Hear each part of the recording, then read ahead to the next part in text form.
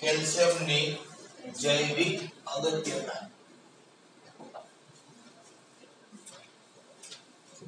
Magnesium અને કેલ્શિયમની જૈવિક અગત્યતા ઉપર આપણે વાત કરવાની છે. બરોબર. હવે આપણે આગળ આવો એક ટોપિક જોયો તો સોડિયમ અને પોટેશિયમની જૈવિક અગત્યતા શું હોય, આપણા શરીરમાં શું ઇમ્પોર્ટન્સ હોય, શું રોલ હોય, શું કામ હોય. બરોબર. તો તમે ખ્યાલ છે એ પ્રમાણે કે આપણા શરીરની અંદર મેગ્નેશિયમ છે એનું પ્રમાણ 25 ગ્રામ હોય, કેલ્શિયમ છે એનું પ્રમાણ 1200 ગ્રામ હોય, અને એ જ રીતે આગળ જોયું તે પ્રમાણે આયર્ન છે એનું વજન 5 ગ્રામ, કોપર છે 0.06 ગ્રામ જેટલું હોય. હાલે છે.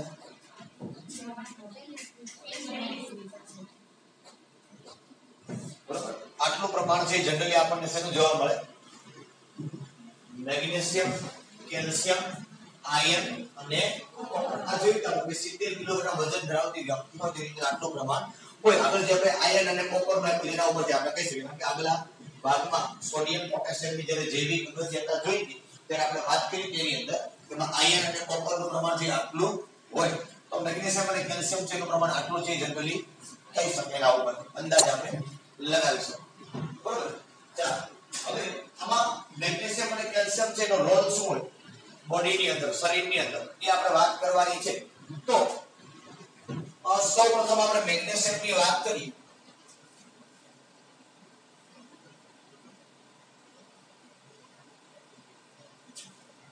કે મેગ્નેશિયમ છે આપણા શરીરની અંદર કેટલો હશે, કે ક્યાં હોય અને શું કામ કરે, કેટલો હશે તમને ખબર છે? 25 ગ્રામ હોય. બરોબર. આ મેગ્નેશિયમ અને કેલ્શિયમ બંને આપણા શરીરમાં, તમને મેં આગળ વાત કરી હતી એક વખત કદાચ કે ભાઈ મારો કે શરીરનો કોઈ પાર્ટ છે, બરોબર, કોઈ ભાગ છે, આ ભાગની અંદર શું હોય? આ બધાય કોષ હોય. બરોબર. આ કોષની અંદર આવી રીતે આ બધી શું હોય?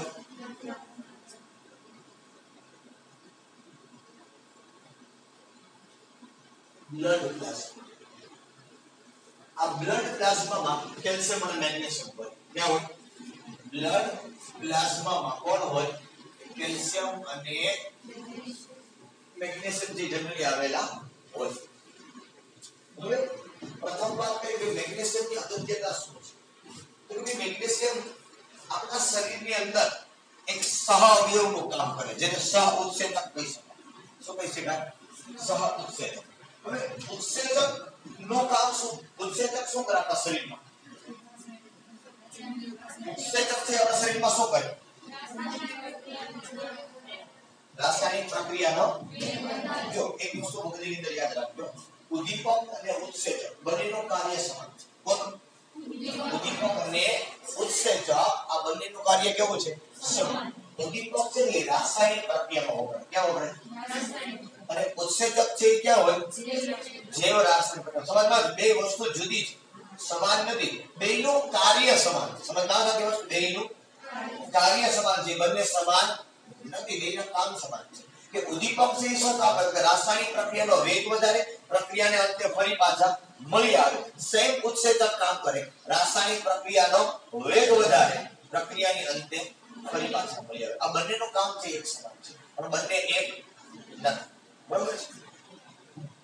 ચાલો અમુક કામ આપણે ખબર કઈ કીધું હોય એવું ખરાબ અમુક કે ડોબા જેવી જો આમ, તો આનો મતલબ શું? કે એ જે પ્રકારનું કાર્ય કરે એવું જ કાર્ય આપણે કર્યું છે.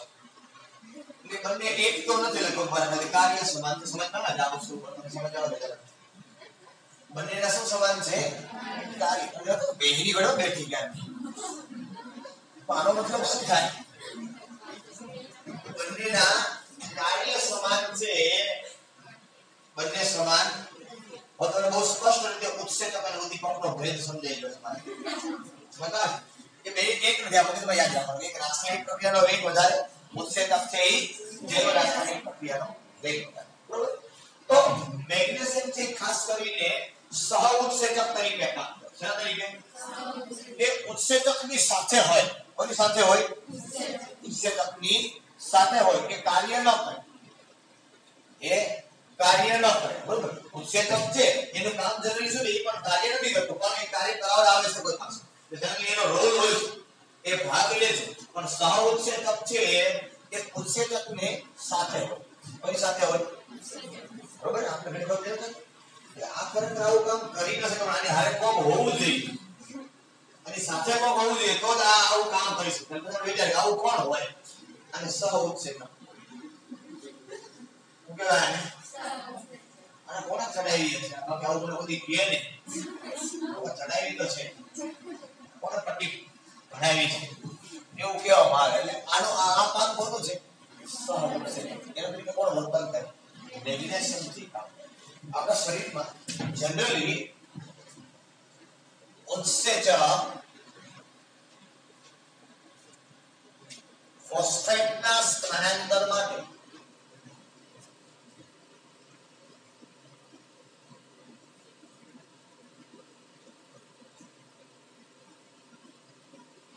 ઉત્સેચક ફોસ્ફેટના સ્થાનાંતર માટે કોનો ઉપયોગ કરે છે એટીપી નો ઉપયોગ કરે છે બરોબર ફોસ્ફેટ નું સ્થાનાંતર એટલે શું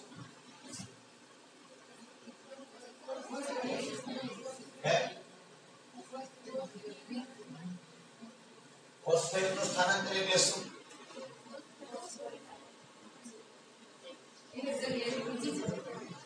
એક જગ્યાએથી બીજી જગ્યાએ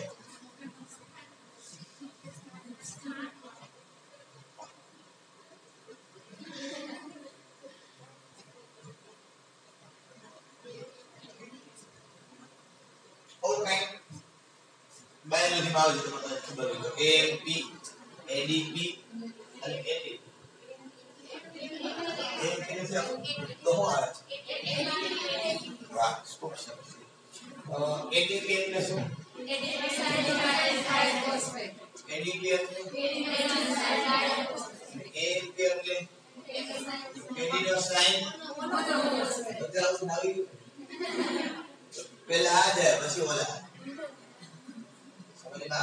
પહેલા એએમપી માંથી એડીપી માં રૂપાંતર થાય એડીપી માંથી આઈટીપી માં રૂપાંતર થાય એએમપી એડિનોસાઇન મોનોફોસ્ફેટ મતલબ એક ફોસ્ફેટ ની શૃંખલા છે જે તમે કદાચ જેવો કહી શકો જ્યારે પ્રોટીન નું બંધારણ થતું હોય એટલે પેલા ન્યુક્લિયોસાઇડ બરોબર ન્યુક્લિયોસાઇડ જ્યારે બને ત્યારે તમને ખબર હશે કે પહેલી જે તમે લિંક અપ કરો ઈ કોની આવે લિંક અપ કરો એટલે તમે શર્કરા સાથે લિંક અપ કરો બેઝ જે છે તમારો નાઇટ્રોજન યુક્ત બેઝ કહેવાય નાઇટ્રોજન બેઝ કે જેમાં કદાચ તમે એડીનીન ગુઆનિન સાઇટોસિન થાઇમાઇન યુરેસિલ બરોબર તો એની સાથે તમે બેઝ મૂકો અને ઈ બેઝ જે તમે પ્રમાણે ખૂણા ઉપર આવે બરોબર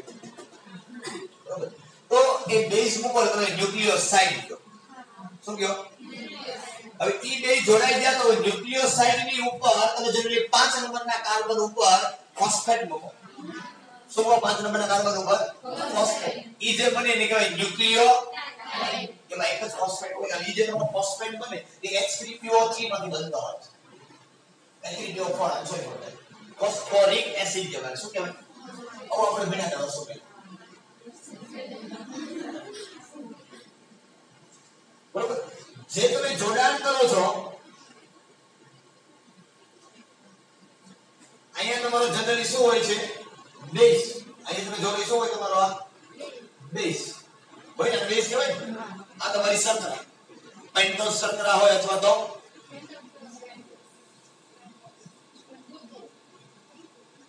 બે શર્કરા આવે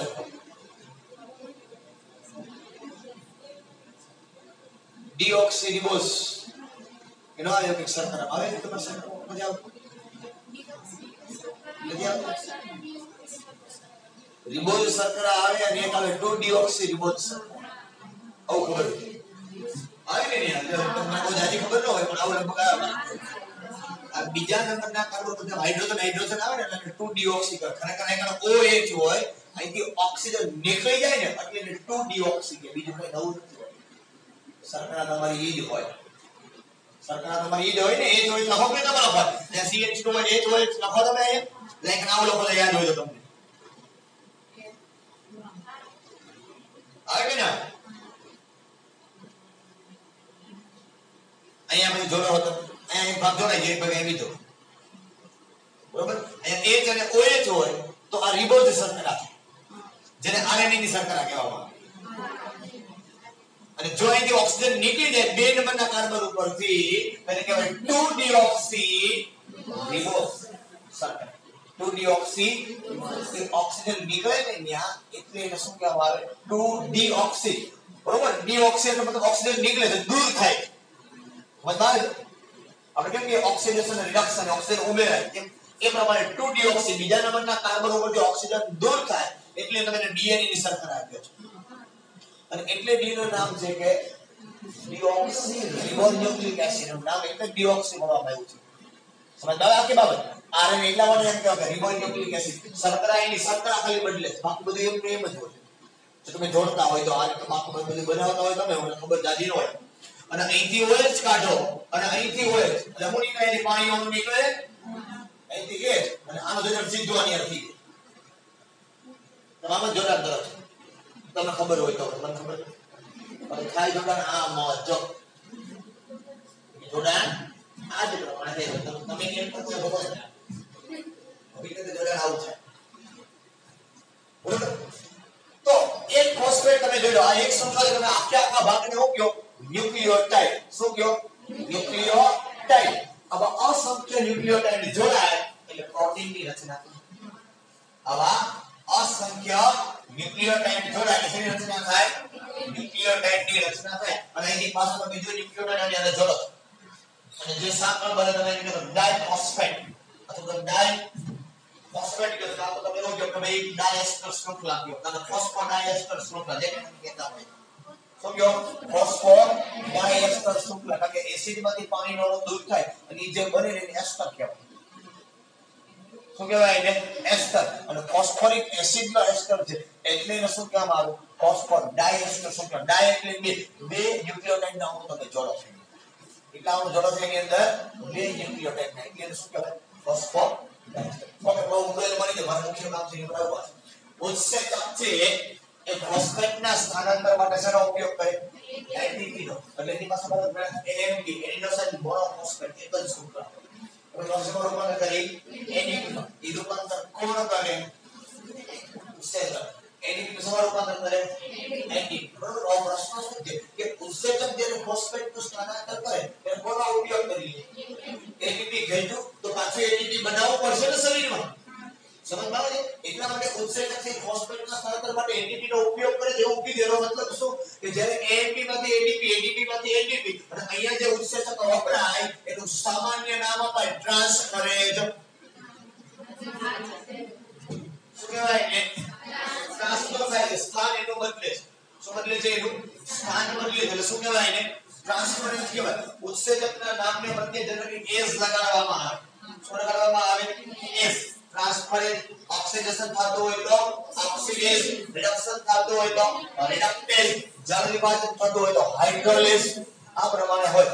ઝાઇમેજ, ઇન્વર્ટેજ, સેલ્યુલેજ, બરોબર, લાઇટેઝ એસ લગાડે. શું લગાડે એસ. અને પ્રત્યય લગાડ્યો કહેવાય. શું લગાડ્યો કહેવાય પ્રત્યય. નામની પાછળ લાગે એટલે શું કહેવાય બરોબર. કેમ તો પાછળ એમ બે ન અને પ્રત્યય લગાડ્યો કહેવાય. શું લગાડ્યો કહેવાય ચાલો AMP માંથી ADP ને ADP માંથી શું છે ATP. અને આ સ્થાનાંતર કરે અને સ્થાનાંતર જે કરે તેનો ઉપયોગ કરીએ છીએ ATP નો. એની પાસે આ પ્રોસેસ થી આગળ વધારવી પડે અને આ પ્રોસેસ આગળ વધારવા માટે ઉત્સેચકનો ઉપયોગ. સમજો ઉત્સેચક પ્રક્રિયા જે પ્રક્રિયા થાય છે એને આગળ વધારે જે થાય છે પ્રક્રિયાને ક્યાં વધારે છે આગળ વધારે છે. અને આ ઉત્સેચકના સાથીદાર તરીકે જેને આપણે સહ અવયવ કહી શકીએ એમાં સહ અવયવ તરીકે કોનો રોલ છે સમજદાર. તો આ મેગ્નેશિયમ છે ખાલી સાઇડ રોલ ની અંદર કામ કરે છે. એમાં રોલમાં કામ કરે છે સાઇડ રોલ ની અંદર છે. બરોબર છે. ચાલો તો આ પ્રમાણે મેગ્નેશિયમ છે એ ફોસ્ફેટના સ્થાનાંતર માટે ઉત્સેચકનો ઉપયોગ કરે. બરોબર, ઉપયોગ ATP નો કરે પણ પ્રક્રિયા કોણ કરે છે ઉત્સેચક. કે ઉત્સેચકની સાથે કોણ હોય છે મેગ્નેશિયમ. આપણે એક બાબતનું કામ છે. ઓકે, આ સેકન્ડરી થિંગ ઉપર જઈએ આપણે કે મેગ્નેશિયમ છે એનું શરીરમાં બીજું કામ શું છે તો તમને ખબર હોય કે વનસ્પતિ છે પ્રકાશ સંશ્લેષણની ક્રિયા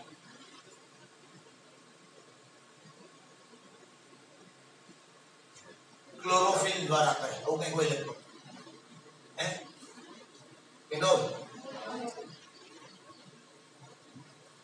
વનસ્પતિ જે પ્રકાશનું શોષણ કરે પોતાના ખોરાક માટે જે તમે કઈ પ્રક્રિયા કહો છો પ્રકાશ સંશ્લેષણની ક્રિયા બરોબર છે એ કોના કારણે થાય ક્લોરોફિલના કારણે કદાચ એવું હોય લગભગ મને ખબર છે ત્યાં સુધીમાં કે ક્લોરોફિલના કારણે વનસ્પતિનો લીલો રંગ હોય ક્લોરોફિલના કારણે વનસ્પતિનો લીલો રંગ હોય અને આ ક્લોરોફિલ છે એક સંયોજન છે આ ક્લોરોફિલ છે શું છે એક સંયોજન છે અને આમાં ધન આયન તરીકે મેગ્નેશિયમ આ સંકીર્ણ સંયોજન છે એવું સંયોજન છે સંકીર્ણ સંયોજન છે અને આ સંયોજનમાં ધાતુ તરીકે કોણ હોય છે મેગ્નેશિયમ હોય છે કોણ હોય છે મેગ્નેશિયમ હોય છે બરોબર ચાલો આ સેકન્ડરી કાર્ય છે કે મેગ્નેશિયમ જે આપણા શરીરમાં આ પ્રકારનું કાર્ય છે એ કરે છે બરાબર ઓકે સેકન્ડરી હવે વાત કરીએ આપણે કેલ્શિયમની અંદર મેગ્નેશિયમની નાની વાત આવી વધારે પડતી વાત આવી કેલ્શિયમ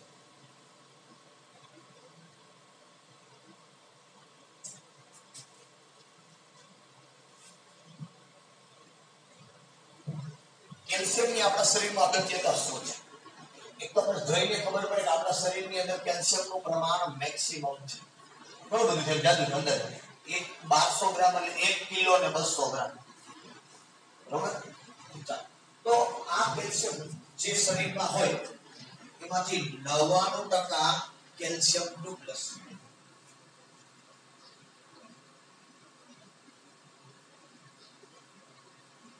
1200 ગ્રામ બધાના શરીરમાં ફિક્સ ન હોય 1200 ગ્રામ બધાના શરીરમાં ફિક્સ હોય નહીં બરોબર એ ઉંમર પ્રમાણે ડિપેન્ડન્ટ હોય બરોબર કે આ ઉંમર કે એની અંદર શરીરમાં આટલું પ્રમાણ હોય તો આટલું પછી ઉંમર પછી વજન પણ જોવાનું કે આ વજન હોય આટલું તેના શરીરમાં આટલું કેલ્શિયમ હોય એટલે આપણે કેલ્ક્યુલેશન કરી એ 70 કિલોગ્રામ વજન ધરાવતા પુખ્ત વયના વ્યક્તિ 70 કિલોગ્રામ પુખ્ત થઈ જ હોય પુખ્ત તો જ એનું વજન 70 કિલોગ્રામ થાય બરોબર છે આ બાળકનું વજન 70 કિલોગ્રામ તો હોય નહીં બરોબર ચાલો તો જેટલું પણ શરીરમાં કેલ્શિયમ હોય જે તે ઉંમરના વ્યક્તિના શરીરમાં કે જે તે વજન ધરાવતા વ્યક્તિના શરીરમાં એમાંથી જે પણ વજન હોય એનો 99% ભાગ છે ક્યાં હોય હાડકા અને દાંત 1% ક્યાં હોય થોડી વાર પછી તમને મૂકીશ ક્યાં હોય બરાબર હવે બીજું કેલ્શિયમની અગત્યતા શું છે તો કે બીજી કેલ્શિયમની અગત્યતા એ છે કે એ જ્ઞાન તંતુમય સ્નાયુના કાર્યો આંતર જ્ઞાન તંતુમય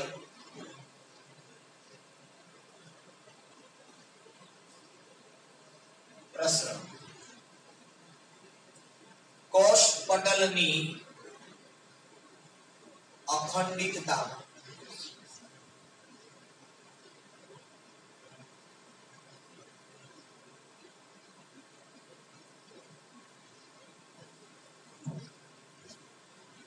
આયન કાર્યો છે કેલ્શિયમ છે કઈ કઈ જગ્યાએ કાર્ય કરે જ્ઞાન તંતુમય સ્નાયુ આંતર જ્ઞાન તંતુમય સ્નાયુના જે આંતર જ્ઞાન તંતુમય સ્નાયુના પ્રસરણમાં એ સ્નાયુ છે બરાબર કોષ પટલની અખંડિતતામાં અને લોહીના ગઠ્ઠાઈ જવામાં આ મુખ્ય ભૂમિકા ભજવે છે આટલી જગ્યાઓ પર કાર્ય કરે આ જગ્યાઓ પર ન હોય તો બાકીના કોઈ છે કાર્ય આપણને પ્રશ્નો કે છે જ્ઞાન તંતુમય સ્નાયુના કાર્યોમાં આંતર જ્ઞાન તંતુમય સ્નાયુના પ્રસરણમાં એટલે શું એ શું તો કદાચ સ્નાયુ બાયોલોજીની અંદર ભણવામાં આવતું છે મારા ખ્યાલ ખબર નહીં હવે સ્નાયુ કેટલા પ્રકારના હોય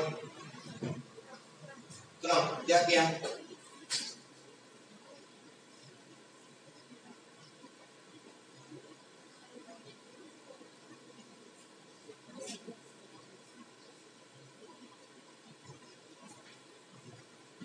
મને આ બે ની ખબર છે ત્રીજું કોઈ આવતું હોય તો ખબર નહીં સ્નાયુઓ છે ત્રીજું આવતું હોય ખબર નહીં બાયોલોજી વાળા સંસ્કૃતિ અરેખિક સ્નાયુ અને રેખિક સ્નાયુ આવતું હોય તો ખબર નથી મને ખબર છે નામમાં બે હોય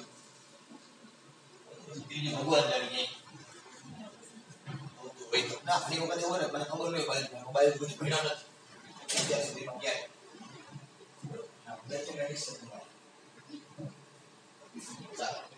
એવું ને આમને આવડે છે એટલે ભણ્યો હું બધું ભણ્યો મોબાઈલ સ્નાયુ છે બે પ્રકારના હોય અરેખિત સ્નાયુ અને રેખિત સ્નાયુ શરીરમાં હોય તો તમને ખબર હોય કે આ શરીરમાં કોઈ અરેખિત રેખિત સ્નાયુ બાયલની ઘણા સંસ્કૃતિ પણ પૂજા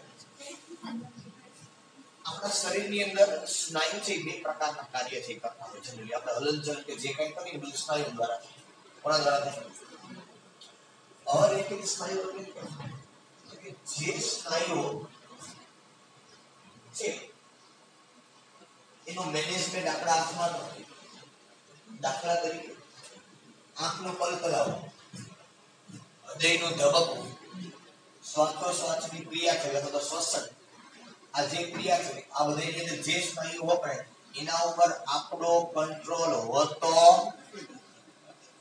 અને કેવા સ્નાયુઓ કહેવાય એ સિવાયના જે કાર્ય છે હાથને હલાવો પગને હલાવો જીભને હલાવવી બરોબર છે તો આ બધા કાર્યો જે છે એનો કંટ્રોલ કોના ઉપર છે આપણા ઉપર છે આપણે એનો કંટ્રોલ આ સ્નાયુ ઉપર આપણો કંટ્રોલ છે એ સ્નાયુને કેવા સ્નાયુઓ કહેવાય રેખિત સ્નાયુઓ ખરેખર સ્નાયુઓ જે છે બરોબર છે એ બધા બહુ જાળીદાર રચના હોય એકદમ જાળીદાર સ્નાયુ આમ અંદર ઘણા બધા પ્રકારના આવતા હોય શરીરની અંદર જોવો બરોબર મુખ્ય બે પ્રકાર પડે સ્નાયુના આટલા પ્રકારના કાર્ય થઈ છતાં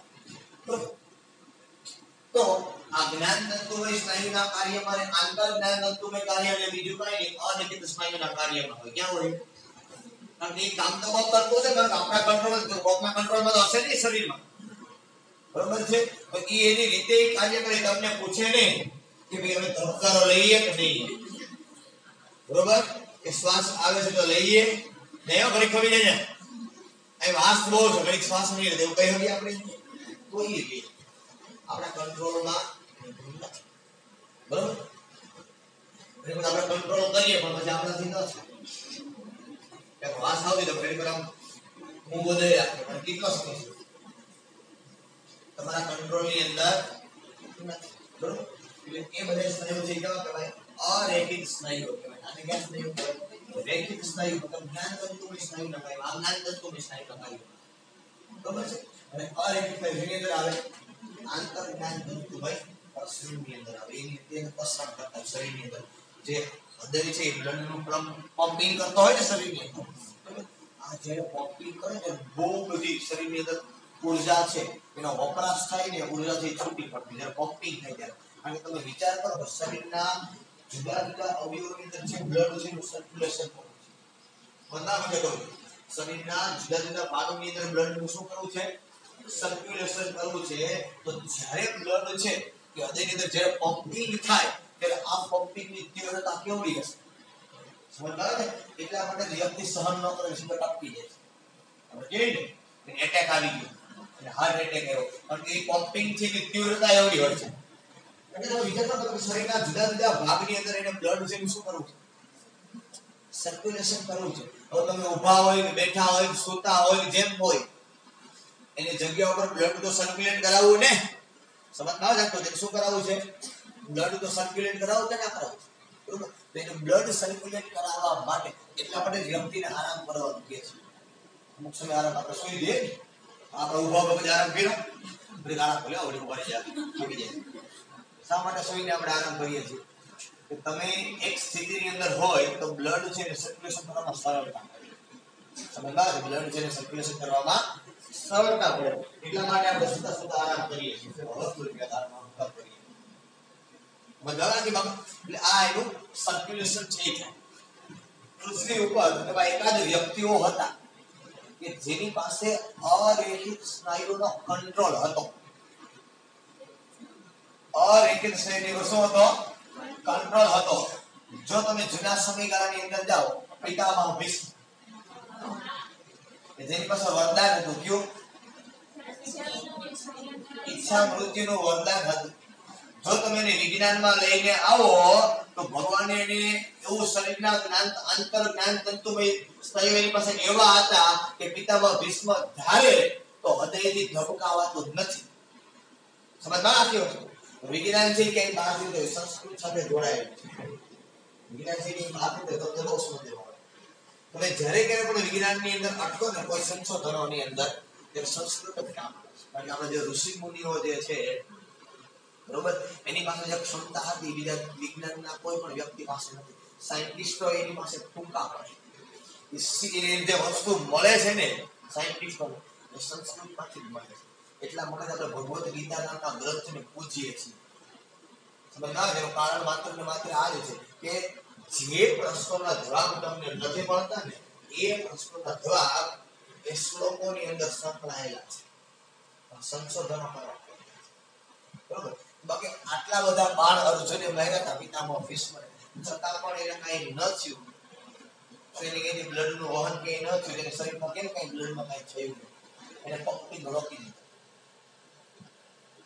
સમજમાં આવે અને પછી 18મા દિવસે ભગવાન કૃષ્ણએ કીધું કે પિતામહ હવે સમય પૂરો થઈ ગયો તો પિતામહે કીધું હજુ ભાવ તારું કામ કરી અને તમને ખબર હોય કે હૃદયના વ્યક્તિ છે કોઈ જીવે છે ધબકારા ફિક્સ હોય તો આટલા ધબકારા જીવો ત્યાં સુધી બ્લેસ આ કેલ્ક્યુલેશન પેલી થયેલી આવેલી હોય આ કેલ્ક્યુલેશન પેલી થયેલી આવેલી હોય કે આ વ્યક્તિ નો જન્મ થયો એટલે આના હૃદયના ધબકારા એ ટોટલ આટલી સંખ્યામાં જ એક વધારે પણ ન થાય બાકીની બધી પરિસ્થિતિઓ છે એનું નિર્માણ થાય બાકીની બધી પરિસ્થિતિઓને શું થાય નિર્માણ થાય સમજણ આવી જાય વરદાન આપવામાં આવતું ત્યારે શરીરની અંદર આ કાર્ય થતા વિજ્ઞાનને જો સંસ્કૃતને તો આપણે વિજ્ઞાન એડ કરીએ તો સંસ્કૃત વિજ્ઞાનને થોડું બહાર ખેંચો તો તમને ખબર પડે જ્યારે ક્યારે કોઈ પણ જાતનું વરદાન આપવામાં આવતું ત્યારે આ પ્રકારના કાર્ય શીખવામાં એ કાર્યની અંદર થાય એટલા માટે આ વસ્તુ શીખવે એટલા માટે પિતામહ ભીષ્મ છે અને ભગવાન કૃષ્ણ છે એ ઓરેગન સ્નાયુ ઉપર કંટ્રોલ મેળવી શકે એમ કે વધારે આગળ કામ કરવાનું નથી કૃષ્ણ ભગવાન પાસે પણ ઈચ્છા વૃત્તિ હતી એને કીધું હવે મારું જે કામ કરવાનું એ બધું થઈ ગયું બરોબર છે પછી ત્યાં સુધી એનું કામ કર્યું કારણ કે ઉપરથી કઈ રહ્યા હતા મેં કેટલું કામ થયું કે ક્યારે કદડો નીકળે એ કેમ ખબર કેવી કેવી જરૂરિયાત કેમ બધાને દૂર કરવા બરોબર સંસ્કૃતિને ટકાવી રાખવા માટે ભગવાને જન્મ લઈ લીધો તો કેવી રીતે જે કઈ બીજા જે કઈ છે વ્યક્તિઓને દૂર કરવા તેના માટે સમય કેટલો લાગશે એ એક્ઝેક્ટ ફિક્સ ના થઈ શકે એટલે હૃદયના ધબકારા ફિક્સ ન થઈ શકે તમે આખી માનો કે એનું કામ કરી જાય નથી બાકી રહી જાય તો જે મુખ્ય હેતુ સહ આવ્યા હતા ભગવાન પૃથ્વી પર એ કામ કરી શકે ને એટલે બે વ્યક્તિઓ એવા હતા જેની પાસે અરેગન સ્નાયુનો સ્કોપ હતો આપણી પાસે ના બરોબર જે ઓલું જળ પીવડાવવામાં આવે ઓલું જળ પીવડાવે એટલે આમ થાય આ બધાની અંદર શક્તિ આ પ્રકાર કે આ પ્રકારના કંટ્રોલ જાળવી રાખે એના શરીરની અંદર શરીર પર બહુ પહેલાની બાબત બહુ અગત્યની છે બહુ ઊંડી રીતે જઈ શકે બહુ જો ઊંડું જઈએ તો મારે 5 મિનિટનો ઓબિક છે ઘણા બધી કલાકો થાય બરોબર તો કહેવાનો આખો મતલબ એ છે કે પેલી આ સ્નાયુઓના કાર્યની અંદર રોલ એ નાના એવા કેલ્શિયમ છે આ કેલ્શિયમના કારણે આ શરીરની અંદર આ કાર્ય છે એની કરવાની દરેકે હેલ્પ કરે મદદ કરે બરોબર સેકન્ડરી વસ્તુ પર જઈએ આપણે કીધું કે લોહીના ગંઠાઈયામાં એની અંદર પણ કેલ્શિયમની બધી કેલ્શિયમની ઉણપ આવે એના કારણે લોહી છે એ ન ગંઠાઈ જાય એટલા માટે કોણ રાખેલું હોય કેલ્શિયમ છે રાખેલું હોય બરોબર એ ઉપરાંત એક પોઈન્ટ આપણે રીયો છે કોષ પટલની અખંડિતતા શેની અખંડિતતા કોષ પટલની તો તમને જનરલી ખબર હોય કે આ આપણા શરીરનો કોષ બરોબર તો આ આપણા જે શરીરનો કોષ છે એનો બહારનો જે ભાગ એને આપણે શું કહીએ છીએ કોષ પટલ શરીરનો બહારનો ભાગ છે શું કહીએ કોષ પટલની અખંડિતતા એટલે બીજું કઈ નહીં તમને મેં આગળ સમજાવ્યું આ કોષ પટલ છે શેનું બનેલું હોય કે આ કોષ પટલ છે અર્ધ પારગમ્ય પડદાનું બનેલું હોય કે બાયોલોજીની ભાષામાં હું કહું તો અર્ધ પ્રવેશશીલ પટલ અર્ધ પ્રવેશશીલ પટલ આને કહેવાય કે આની જે જાડાઈ છે ને જળવાઈ કોષ પટલની અખંડિતતા એટલે શું એની જાડાઈ કોષ પટલની જાડાઈ શું થઈ રહેવી જોઈએ જળવાઈ રહી છે અને તમને ખબર છે કે અહીંથી બ્લડ પ્લાઝમાથી કોષ અને કોષમાંથી બ્લડ પ્લાઝમા આ જે આયનો છે એનું વહન થતું હોય હંમેશા અંદરમાં આ જળવાઈ રહેવું જોઈએ પ્રમાણ. અને કોષ છે એની જાડાઈ વધારે કે ઓછી હોય તો આજે તત્વોથી અંદર બહાર જઈ શકે ને અંદર બહાર જવા માટે શું પડે? તકલીફ પડે, મુશ્કેલ પડે. એવું થવું જોઈએ નહીં. આ એનું કાર્ય એ કોણ કરે છે? કેલ્શિયમ. સમજ આવે કે આ અખંડિતતા જળવાઈ રહી છે એનો મતલબ શું થાય છે કે કોષ પટલની જાડાઈની જાળવણી કરે. શેની જાળવણી કરવામાં આવે છે કે કોષ પટલ છે એની જાડાઈ એક સરખી હોવી જોઈએ. આખા કોષ વધારે કે ઓછી હોવી જોઈએ નહીં. બરોબર. અર્ધ પારગમ્ય પણ એવો જ હોય. માનો આપણે પાણીનો ગરણો હોય ઘરે, એક સરખો જ હોય કે એક ભાગ જાડો હોય એક ભાગ પાતળો હોય, કે નીચે જાડો હોય ને ઉપર પાતળો હોય, એવું ગણી જાય નહીં. એવું થાય તો પાણી જવામાં તકલીફ પડે ને. હવે પાણી તો સામાન્ય વસ્તુ છે. તો આની અંદર એક બહુ સૂક્ષ્મ છિદ્રો હોય. આપણે દરિયાથી દેખાય તો છિદ્ર છે, પણ આમાં આપણે દરિયાથી દેખાતું નથી. કોઈ પણ કાપડ હોય આપણે દેખાય કે આમાં છિદ્રો છે, છતાં કે છિદ્ર હોય ને તો જ આપણે અંદર ગરમી ન થાય ને. હવા અંદર જતી હોય ને, ગમે એટલું જાડું કાપડ તમે લો, હવા અંદર જતી હોય કે ના જતી હોય? જો ન જતી હોય તો ઠંડી ક્યાં લાગવાની? ન લાગે ને. તો સ્વેટર લેવાની કોઈ જરૂરિયાત નથી. જો તમારી પાસે જે કાપડ છે એની અંદર સૂક્ષ્મ પણ છિદ્ર ન હોય તો શિયાળામાં સ્વેટર લેવાની ક્યાં આવશ્યકતા છે? બાકી બાઈને કપડા પહેરી લો, હાથ મોજા પહેરી લો, મોઢું ઢાંકી લો, છતાં પણ એક પ્લેન ને કે થતું નથી. શા માટે? એની અંદર પણ શું હોય? સૂક્ષ્મ છિદ્રો. એમાંથી હવાથી પસાર થઈ એટલે આપણા શરીરના સંપર્કની અંદર આવે એટલે ઠંડી લાગે. બરોબર. એટલે આ અર્ધ પારગમ્ય પડદો છે એની જાડાઈ છે એની જાળવણી કરી નાખવાનું કામ છે કોનું છે? કેલ્શિયમ. આ ઉપરાંત બીજું એક કાર્ય છે કેલ્શિયમનું છે કે બ્લડ પ્લાઝમામાં 100 મિલીગ્રામ પર લિટર કેલ્શિયમની સાંદ્રતાનું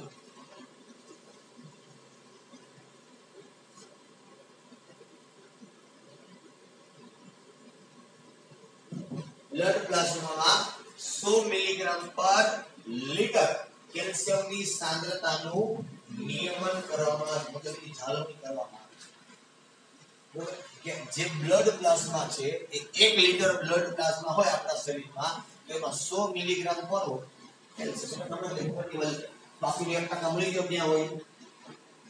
બાકી 1% મળ્યો ક્યાં હોય? ક્યાં હોય? બ્લડ પ્લાઝમામાં. બરાબર છે. 1200 ગ્રામ બ્લડ પ્લાઝમામાં એ હાડકામાં હોય. 99% હાડકામાં, દાંત બે 99% થાય. બાકી 1% જે વધે એ ક્યાં હોય? બ્લડ પ્લાઝમાની અંદર હોય. કે આ જે બ્લડ પ્લાઝમા છે એની અંદર કેલ્શિયમનું પ્રમાણ છે એ 100 મિલીગ્રામ જળવાવું જોઈએ પર લિટર. શરીરમાં હોય તો ઘણું બધું બ્લડ પ્લાઝમા, પણ પર લિટર કેટલું હોવું જોઈએ? 100 મિલીગ્રામ હોવું જોઈએ. બરોબર. અને એ શરીરમાં 100 મિલીગ્રામ હોય ને એટલા માટે જ હાડકું છે ને એનું નિયમન જળવાય. આપણને જનરલી મગજમાં એવું હોય કે હાડકું સાહેબ એમ નથી હોય, એવું નથી હોતું. હાડકા આપણા શરીરના દરેક હાડકા દરરોજ પીગળે છે અને એની ઉપર નવો કેલ્શિયમનો થર જમા થાય છે ડેલી. સમજવા શબ્દ મુજબ શું કે આપણા હાડકા શરીરના જે ખાલી માત્રામાં જમા જ નથી થતો કેલ્શિયમ, દરરોજ એ હાડકું પીગળે છે અને બ્લડ પ્લાઝમામાં રહેલો કેલ્શિયમ એની પર ફરી પાછો જમા થાય, પુનઃ નિક્ષેપિત થાય છે, ફરી પાછો ડિપોઝિટ થાય છે, જમા થાય છે. સમજતા આખી વસ્તુ શરીરના જે કોઈ પણ અંગો છે જેની અંદર હાડકું આવેલું છે એની અંદર રહેલો કેલ્શિયમ એ દરરોજ પીગળે. તમે કામ કરો એટલે એના બંધ છે એ તૂટશે ને, એ તૂટશે એટલે પાછા બ્લડ પ્લાઝમામાં કેલ્શિયમ આવશે અને અંદર રહેલા જે નવા કેલ્શિયમ બ્લડ પ્લાઝમામાં રહેલા નવા કેલ્શિયમ ફરી પાછા હાડકા ઉપર જમા થશે. એટલા માટે આપણા શરીરની અંદર કેલ્શિયમ દરરોજનું આપણા શરીરની અંદર 400 મિલીગ્રામ જેટલા કેલ્શિયમ છે ની જરૂરિયાત હોય. કેટલાની? 400. બાકી આ બધાનો ટોટલ 200-300 મિલીગ્રામ હોય તો ચાલે. પણ ખાલી કેલ્શિયમ થી કેટલો હોવો જોઈએ આપણા શરીરમાં? જે હોય દરરોજ 400 મિલીગ્રામ છે હાડકા કામની અંદર હોય. દરરોજ તમે વર્ક કરો છો, કાર્ય કરો છો, બરોબર, એટલે હાડકું છે એ પીગળે અને ફરી પાછો બ્લડ પ્લાઝમામાં રહેલો કેલ્શિયમ ફરી પાછો ત્યાં જમા થાય, હાડકા ઉપર જમા થાય. એટલા માટે જ હાડકું અને ચામડીની વચ્ચે જગ્યા હોય ત્યાં કોણ હોય? બ્લડ પ્લાઝમા જો ન હોય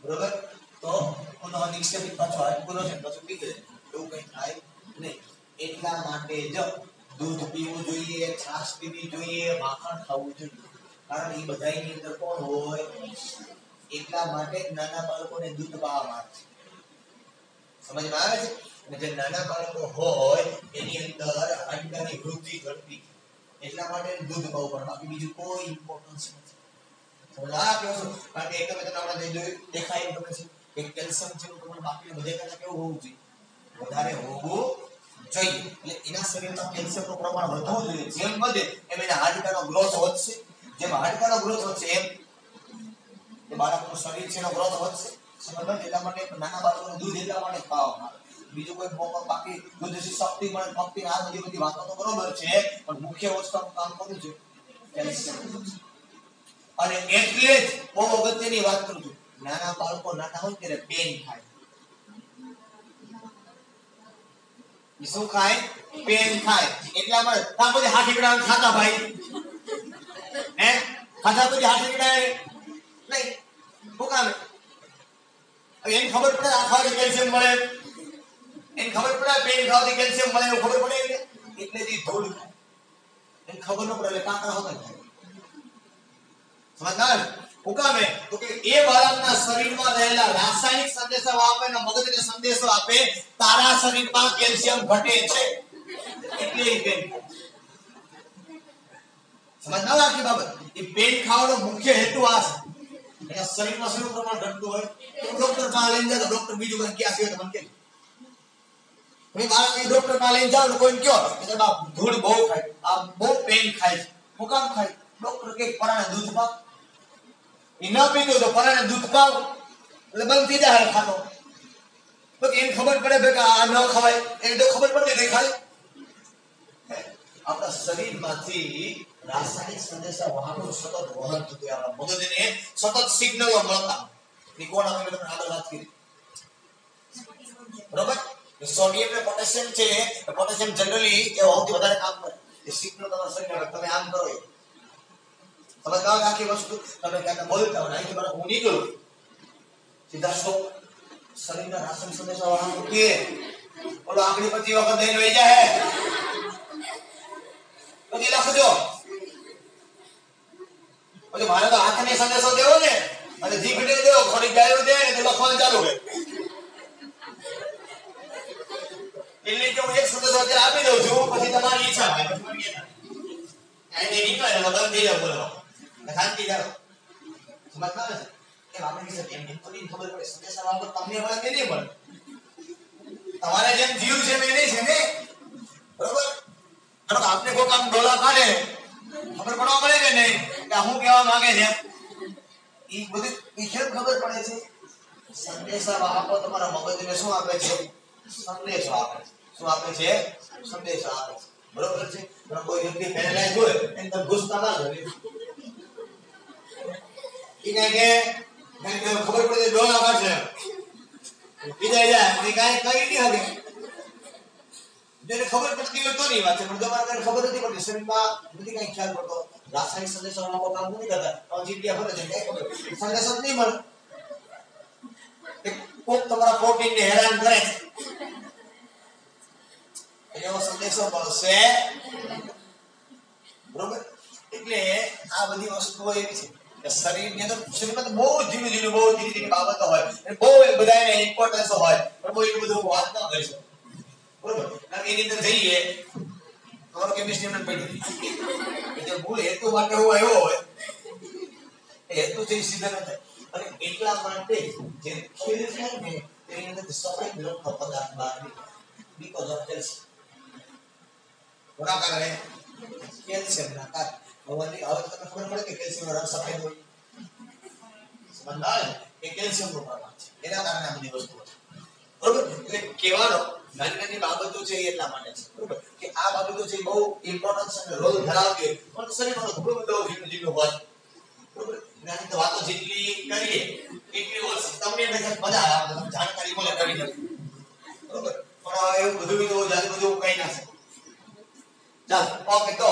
અહીંયા મેગ્નેશિયમ અને કેલ્શિયમ છે એની જૈવિક અગત્યતા છે એનું કામ અહીંયા આપણું પૂરું અને અહીંયા 80 ભાગના જે તત્વો છે એ ચેપ્ટર પણ અહીંયા પૂરું ફરી પાછા આપણે નવા ચેપ્ટર સાથે કામ કરશું હવે પહેલો ભાગ લઈને આવજો ઉષ્માગતિ શાસ્ત્ર એક બાકી છે એને આપણે પૂરું કરીશું નાની એવી વાત છે એની આપણે સરખાવતી પછી કરશું ઉષ્માગતિ શાસ્ત્ર ચાલો